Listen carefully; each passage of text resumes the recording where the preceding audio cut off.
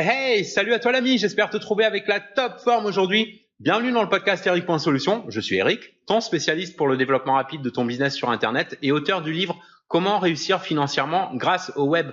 Sois le ou la bienvenue dans ce nouvel épisode dans lequel j'aimerais parler avec toi, tu vois, aujourd'hui d'un truc auquel il m'a fallu faire face plusieurs fois, qui m'a fait perdre beaucoup de temps et d'argent aussi au passage, notamment à mes débuts, mais parfois même aussi, tu vois, en cours de route, jusqu'à ce que je réalise ce que j'étais en train de faire. Et c'est quelque chose qui est très répandu chez beaucoup d'entrepreneurs du web, notamment ceux qui démarrent, mais une fois de plus, ça peut arriver aussi pendant le parcours, surtout dans les moments les plus difficiles où les choses fonctionnent pas comme on veut et on a tendance un petit peu à dévier, à rentrer dans une sorte de cercle sans fin. On va en parler bien sûr avec les solutions aussi naturellement. Alors, tu sais, avant de vraiment bien gagner ma vie sur le web, j'ai essayé pas mal de trucs, surtout sur le marché anglophone au début, même si je me débrouillais pas trop en anglais à l'époque. Tu vois, par exemple, il y avait un modèle qui consistait à créer des mini-sites pour donner son avis sur des produits et faire du SEO, tu vois, du référencement naturel, pour bien les positionner, ces sites, dans Google et toucher une commission à chaque fois que quelqu'un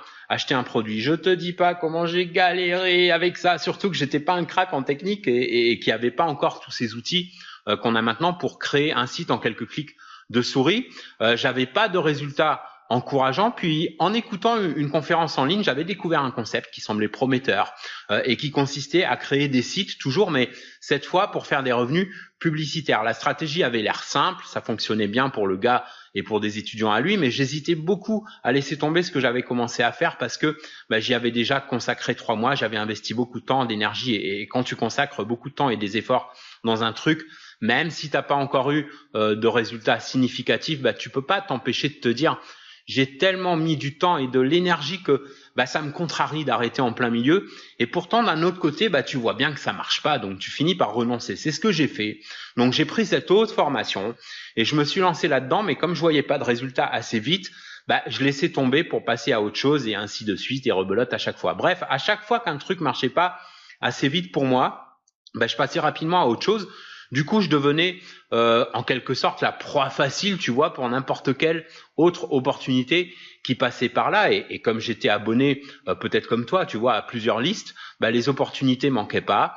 J'ai papillonné un bon moment comme ça jusqu'à ce que je réalise avoir perdu plus d'une année entre rêves, faux espoirs et désillusions et que c'était peut-être le moment de changer d'approche et d'accepter d'être coaché par quelqu'un qui puisse m'aider à y voir plus clair en me faisant prendre conscience que le point central de tout ça, c'était le manque de clarté justement, que je devais commencer par savoir exactement ce que je voulais, quel objectif final je cherchais à atteindre et quelles étaient mes priorités. Plus concrètement, je me suis rendu compte que j'étais trop concentré sur les perspectives de gains financiers, qui est pas un mal, puisqu'après tout, comme j'en parlais déjà dans le dernier podcast, un business, c'est fait pour faire de l'argent. Mais il y a d'autres aspects à prendre en compte pour s'assurer qu'un business tourne bien, dont 2 très importants, qui sont 1, le degré de passion pour ce qu'on fait, et 2, avoir des objectifs suffisamment motivants pour garder le cap, même dans les moments les plus difficiles et les situations les plus décourageantes. Par exemple, moi, je me suis demandé, est-ce que le fait de créer des sites pour publier des avis sur des produits me passionnait? Non, ça me passionnait pas du tout. Ce qui m'avait attiré dans ce modèle, c'est de voir que des gens faisaient du fric avec ça. Est-ce que le SEO me passionnait? Est-ce que je prenais mon pied en essayant de positionner des sites dans Google pour entrer en compétition avec des dizaines de milliers d'autres? Non, encore moins.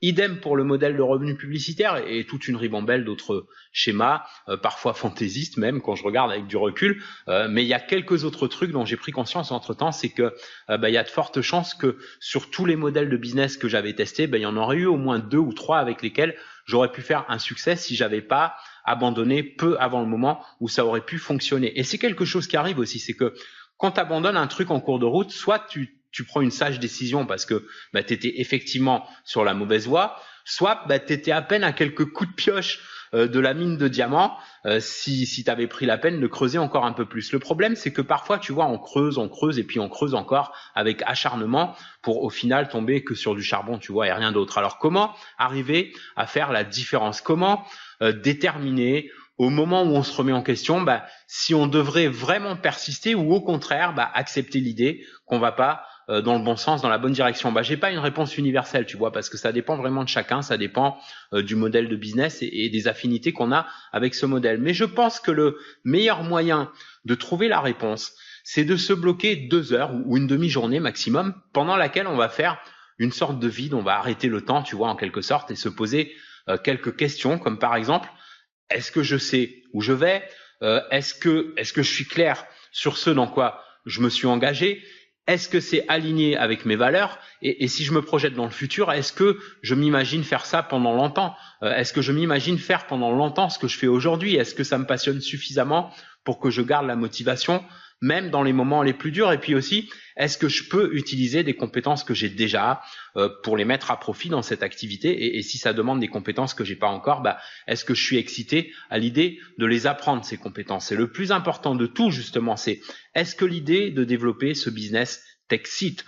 Qu'est-ce que tu ressens à l'intérieur de tes tripes, de ton estomac? Est-ce que c'est de l'enthousiasme et est-ce que tu as vraiment le sentiment que ça va t'amener là où tu veux aller? Si la réponse est non à la plupart de ces questions, ou voire à toutes, il vaut mieux songer à prendre un autre chemin, mais cette fois-ci en se posant les bonnes questions avant. Alors, je vais te donner un exemple tout simple. Tu vois, moi, le premier modèle de business Internet avec lequel j'ai commencé à faire de vrais revenus, ça a été l'auto-édition, la publication d'e-books. Si tu me suis déjà depuis plus ou moins longtemps, tu le sais, j'en avais parlé plusieurs fois. Et est-ce que ça marchait mieux parce que j'obtenais plus rapidement des résultats qu'avec les modèles que j'avais essayés avant? Non. J'ai ramé avec mes premiers e-books, t'imagines même pas, j'ai failli abandonner à plusieurs reprises, mais je l'ai pas fait. Pourquoi? Parce que sur les recommandations de ma coach de l'époque, je me suis posé ce type de questions.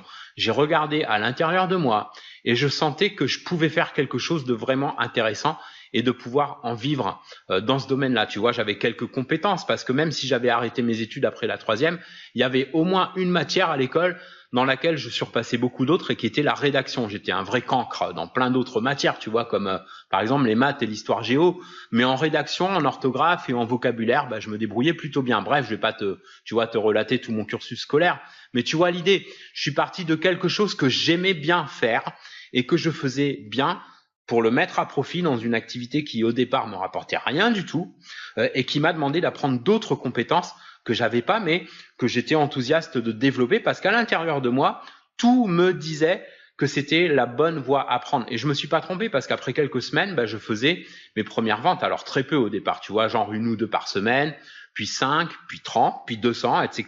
Et crescendo jusqu'à ce que j'atteigne 10 à 13 000 euros de revenus passifs chaque mois avec ce modèle. Le reste, comme on dit, c'est de l'histoire. J'ai répété le process avec d'autres modèles de business Internet que j'ai développés avec passion, après avoir surmonté quelques autres obstacles, parfois très difficiles, mais qui m'ont pas arrêté. Pourquoi?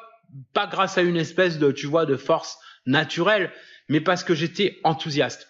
Maintenant, si tu me demandes par exemple de monter un business où il est question d'immobilier ou de bourse, qui sont des domaines dans lesquels on peut clairement gagner beaucoup d'argent, même en travaillant dessus genre 15 heures par jour, il en ressortira pas grand chose. Pourquoi? Parce que ça m'attire absolument pas. Alors pour toi, ça va être autre chose. Tu vas peut-être, je sais pas moi, te découvrir une passion pour l'e-commerce, pour la création de contenu numérique, pour la vente de services aux entreprises en mode arbitrage, pour l'affiliation, etc. et peut-être même pour plusieurs de ces modèles à la fois. Mais quoi qu'il en soit, le plus important, avant de te lancer dans quoi que ce soit, c'est de te poser les questions que j'évoquais tout à l'heure. Et si tu es déjà au beau milieu d'un projet et que les choses semblent pas avancer comme tu veux, de faire un point en te posant ces questions-là que je te rappelle. C'est est-ce que tu sais clairement où tu vas ou est-ce que tu avances totalement vers l'inconnu? Est-ce que tu es clair sur ce dans quoi tu t'es lancé, engagé, ou est-ce que tu t'en remets un peu au hasard, à la chance?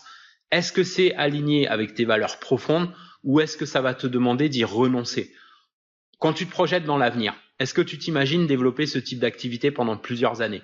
Est-ce que ça te passionne suffisamment pour garder la motivation, pour garder la niaque, même dans les moments les plus décourageants? Est-ce que tu peux mettre à profit certaines de tes compétences et si tu as besoin d'en apprendre de nouvelles, est-ce que l'idée de les apprendre t'excite ou même si tu dois apprendre des trucs pas forcément excitants, parce qu'il faut pas se leurrer, faire tourner un business, hein, comme j'en parlais dans le dernier épisode, ça demande parfois aussi de faire des trucs pas excitants du tout, mais qui sont nécessaires pour avancer. Mais dans ce cas-là, est-ce que tu es au moins excité à l'idée de relever le challenge, le défi pour atteindre les objectifs que tu t'es fixés? Pas seulement des objectifs financiers, mais par rapport au style de vie que tu veux te créer en général. Bref, est-ce que l'idée de développer ce business dans le modèle choisi t'excite? Est-ce que tu as le feu sacré du truc? Est-ce que tu as le sentiment au fond de toi que c'est ça qui va t'amener là où tu veux aller? Est-ce que c'est un bon chemin en direction de tes rêves?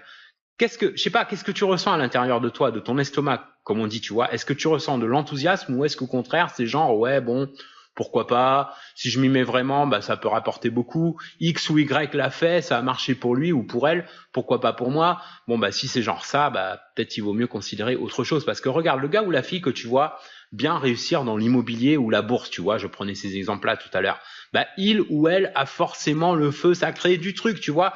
Pour l'immobilier, ça peut être de négocier, je sais pas moi, de trouver des biens avec un bon potentiel locatif, de monter des dossiers de crédit, des opérations de rachat, comme racheter des appartements en mauvais état pour les retaper ou les faire retaper, et en tout cas les relouer ou les revendre plus cher, être excité à l'idée d'avoir un patrimoine, etc., etc. Pour la personne qui fait de la bourse, ça va être, je sais pas moi, le forex, ou ça va être d'analyser les marchés financiers, spéculer sur des valeurs ou des devises, lire des graphiques, etc. Bref, chez les personnes qui rencontrent le succès dans ces domaines, au-delà de l'appât du gain, il y a une vraie passion, tu vois. Donc, avant de te lancer dans un projet, ou si tu as l'impression que ton projet actuel n'avance pas, prends le temps de te poser ces questions-là. Et de toute façon, il y a seulement deux conclusions possibles. Un, soit que tu es sur la bonne voie par rapport au modèle que tu as choisi, mais il va peut-être te falloir remettre en question ton approche, ta stratégie, tu vois, te former un peu plus sur certains aspects de ton activité, comme le marketing par exemple. Il va peut-être falloir faire du dev perso, t'entraîner à garder la motivation, etc., à condition que ce soit vraiment un business qui te parle. Option 2, soit il te faudra accepter l'idée, même si c'est difficile parfois, bah, que tu t'es trompé. Et quels que soient les efforts que tu vas y mettre, bah, il y a peu de chances pour que ça fonctionne tant que tu n'auras pas de moteur plus puissant que juste le désir de faire des profits. Et si jusque-là, tu as déjà essayé plein de trucs qui n'ont pas fonctionné, t'inquiète pas pour ça, de toute façon, t'as pas totalement perdu ton temps parce que dans chacune de ces activités dans lesquelles tu t'es lancé, si tu regardes bien, il y a forcément au moins un aspect, si c'est pas deux ou plus, qui sont communs à ces activités, qui reviennent à chaque fois et qui te serviront dans un autre domaine grâce à l'expérience et aux compétences que tu as acquises au passage et que tu vas pouvoir mettre à profit dès que tu trouves ta vraie voie. Par exemple, perso, tu vois, à travers tous les projets dans lesquels je me suis lancé et qui ont foiré, qui n'ont pas fonctionné, j'ai quand même appris plein d'astuces sur le marketing sur Internet, sur le copywriting, parfois de la technique et autres stratégies qui me sont bien utiles aujourd'hui à chaque fois que je développe un nouveau produit, que je lance une campagne d'email ou que je crée une vidéo ou une page de vente, etc. Toutes ces expériences qui n'ont pas donné de résultats au final, elles m'ont quand même permis de découvrir d'autres passions, tu vois, de me découvrir des passions comme aider les gens à résoudre des problèmes, à mieux progresser, à atteindre des résultats qu'ils n'auraient jamais cru possible avant. Je me suis pris de passion aussi pour le marketing, j'adore ça. Je lis beaucoup sur ça et je me forme beaucoup dessus régulièrement. Donc bref, fais-toi une sorte de bilan de compétences au passage et lis et forme-toi régulièrement dans les domaines qui te passionnent et par rapport à tout ce que tu as essayé et qui n'a pas fonctionné pour toi, retiens juste le meilleur de tout ce que tu as appris jusque-là et oublie le reste. On s'en fout, je veux dire, les frustrations, le temps perdu, etc. parce que de toute façon, tu peux pas revenir dessus. C'est derrière toi. Le mieux que tu puisses faire aujourd'hui, c'est de tirer les leçons de tes échecs pour rebondir encore plus haut et exploiter tous tes acquis dans un modèle de business qui colle avec ta personnalité et tes passions, à condition aussi, bien sûr, qu'il y ait un réel potentiel de revenus derrière. Faut un cocktail des deux. D'ailleurs, tu peux très bien gagner ta vie en exploitant plusieurs modèles. C'est recommandé même pour avoir plusieurs sources de revenus, mais pas en se dispersant dans plusieurs projets en même temps. C'est important de focaliser déjà sur un seul à la fois et de le développer suffisamment pour qu'il devienne une source de revenus régulier, automatisé et dont tu peux déléguer une bonne partie pour libérer le temps nécessaire au développement d'autres projets. Voilà les recommandations du jour, enfin de la semaine. J'espère qu'elles te seront aussi utiles qu'elles l'ont été pour moi. Si t'es pas encore vraiment clair sur le modèle de business que tu prendrais vraiment le plus de plaisir à développer, je te rappelle que tu peux obtenir gratuitement mon mini guide sur 5 modèles de revenus passifs. Tu as plus d'infos dans une vidéo de 10 minutes sur eric.solution/cr. Alors je répète, eric.solution, solution avec un S à la fin, / C comme cerise, R comme Roland, tout attaché. Je te mets le lien aussi en description. Va voir ça et obtiens ton mini-guide gratuit si c'est pas encore fait. Ça peut faire une réelle différence pour toi.